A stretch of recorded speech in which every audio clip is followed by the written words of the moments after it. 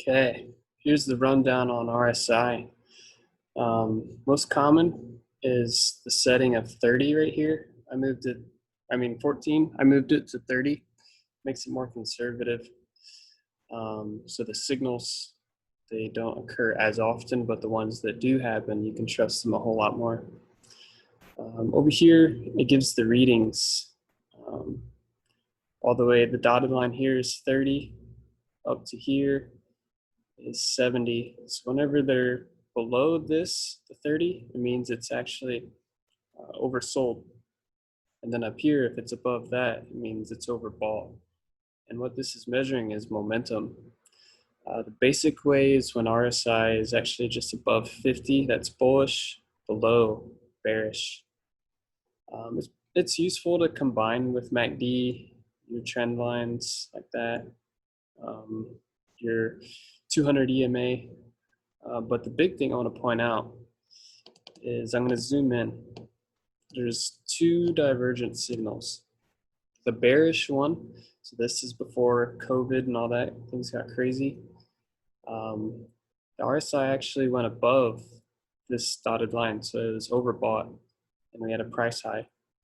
Then we had a higher price high, but a lower RSI, so they diverged. Remember, this is measuring momentum. So you draw a trend line below this valley, because it's before that, and then the valley before that one right here, you can draw the line. Then you also draw a trend line underneath the price. Whenever the RSI pierces it, here and here, that's a pretty pessimistic signal. Then the other signal I want to point out is whenever the bull divergence signal, it's in the 6 hour. This is the same time that Jerome Powell announced quantitative easing. You can see the RSI was all the way down here in the oversold region, price low also. Lower price low, higher RSI. That's key. So they diverged from each other. This is measuring momentum. So this is showing money is starting to buy in and doesn't agree with this.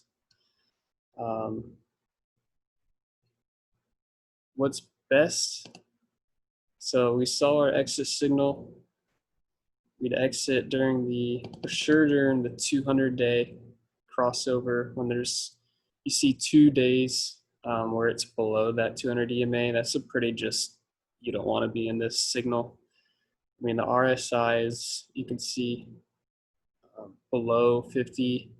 The MACD lines are below the 0 line. That is a very strong signal. Like, as long as you can read this and remember this, you'll save yourself a good chunk of change. And then the re-entry, we saw it in the 6 hour, that divergence signal. Zoom out. You get a really good idea when these MACD lines finally cross back above.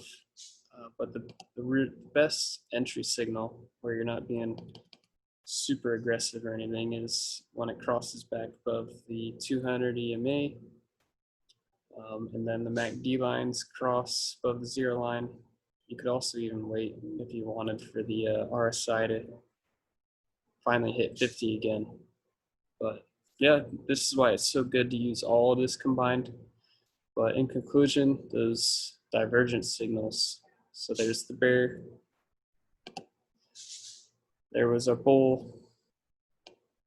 They don't happen often. And when they do, and you combine it with news events like quantitative easing and stuff, that's your chance to buy and get pretty aggressive. Those don't happen very often.